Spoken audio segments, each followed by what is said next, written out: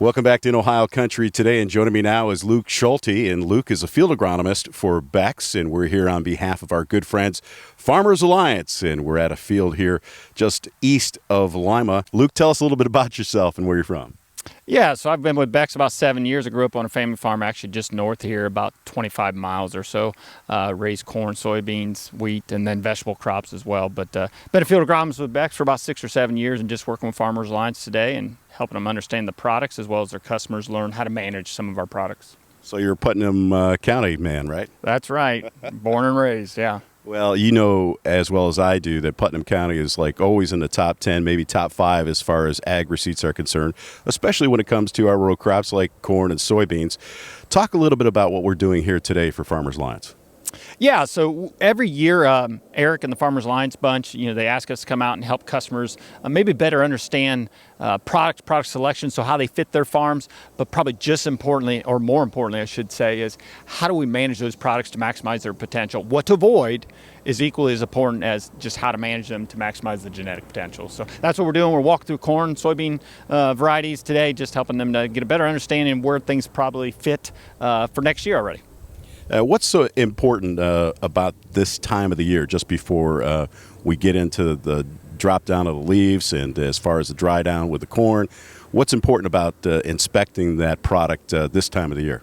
Yeah, so this is the most enjoyable time, in my opinion, not only because of the temperatures, but the most learning time as far as how to interpret it, how the products have reacted to their environment. Because now you get to see, before the leaves drop, you get to see the difference in kernel depth. You can still see differences in leaf susceptibility to diseases like tar spot.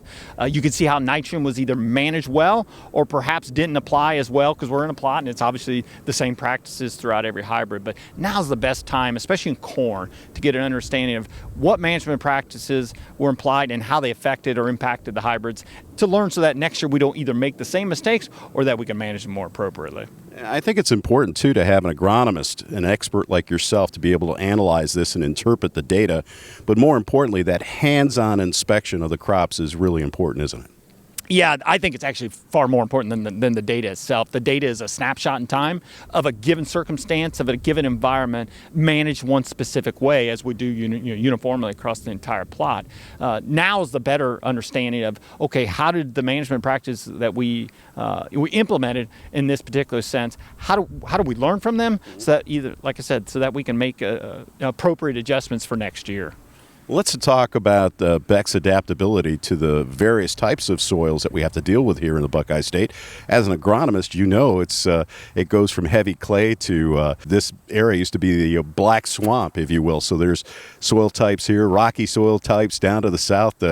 How does Beck's seeds adapt to the various soil types here in the Buckeye State?